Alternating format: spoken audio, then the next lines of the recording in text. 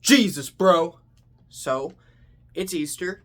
I personally don't actually even celebrate Easter because I'm an atheist. And I know you're thinking, didn't you not review a Valentine's movie this year because you're single? And why would you review an Easter movie when you're an atheist? And I have an answer for that. Here it is. The real reason I didn't review a Valentine's Day movie, have a confession, isn't because I was single. It was because I didn't have time to, actually. I have time to do this, so leave me alone. But, Jesus, bro.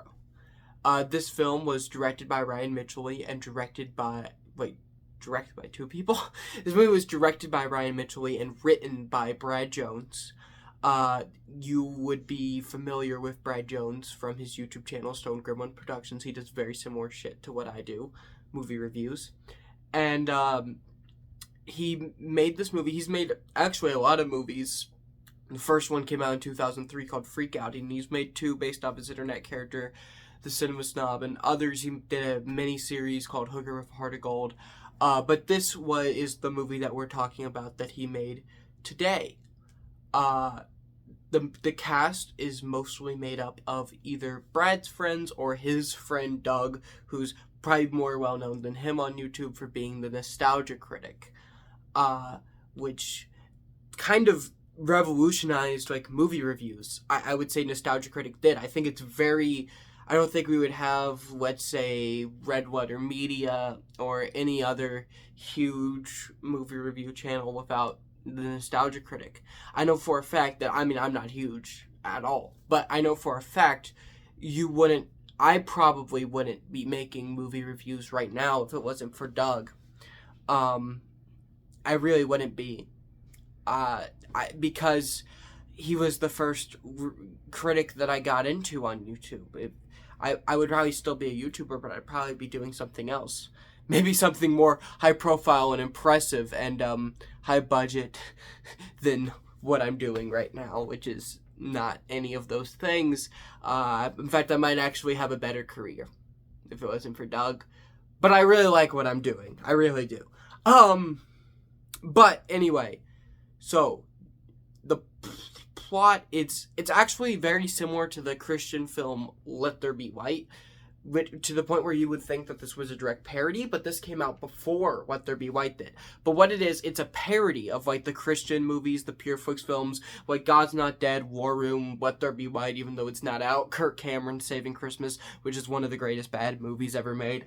And it's a parody of those. So it's not a Christian movie itself at all, but it is a direct parody of those.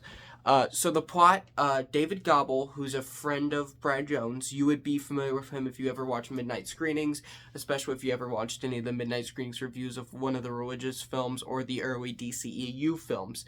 He's this big internet atheist, but then, his girlfriend leaves him, and he has a flashback, and he sees Santa Christ, who's a running gag on Nostalgia Critic, played by Doug's brother Rob, who is very, very much involved with Nostalgia Critic, with all of that. I would even go so far as to say he doesn't get any credit for creating Nostalgia Critic, which he maybe doesn't need to or shouldn't because he didn't create the character, but I'm pretty sure he writes every single episode or a big bunch with Doug, so he almost is at a point where he deserves a co-creating credit on that series. But he plays, Santa Christ in this, and along the way they run into the devil, played by Malcolm Ray, another recurring Nostalgia Critic character. Brad shows up in the movie as his estranged younger brother. And there's all these fun sight gags. The movie is legitimately impressingly funny. So the positives, I would say that the acting is bad, and that sounds like a negative, but the acting should be bad. I would definitely excuse this movie's bad acting over other movies' bad acting, because the acting I think it's on purposely bad. I do think these people have the power to be better actors. In fact, I've seen them be better actors in other things, like the Cinema Snob movie, or in the case of Doug, honestly, on Nostalgia Critic, in the skits and stuff.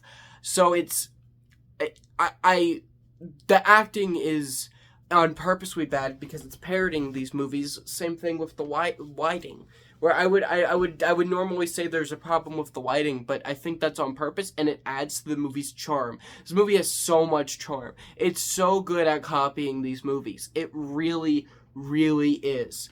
But I like, and there's a lot of funny jokes. Like, there's a lot of like fun one-liners that people get. There's fun jokes where like something will be happening and then something will be happening in the background. It's really funny. Negatives. I don't fully understand what the movie is trying to say on a deeper level. I feel like part of it wants to be like really cynical about religion, but then I think they might not want to alienate some of their audience that might be a little bit more on the religious side. So it tries to be both sides and be like, well, atheists who are assholes to Christians are just as big assholes as Christians that are assholes to atheists, which true, but like I feel like it could just be a little bit more cynical and mean.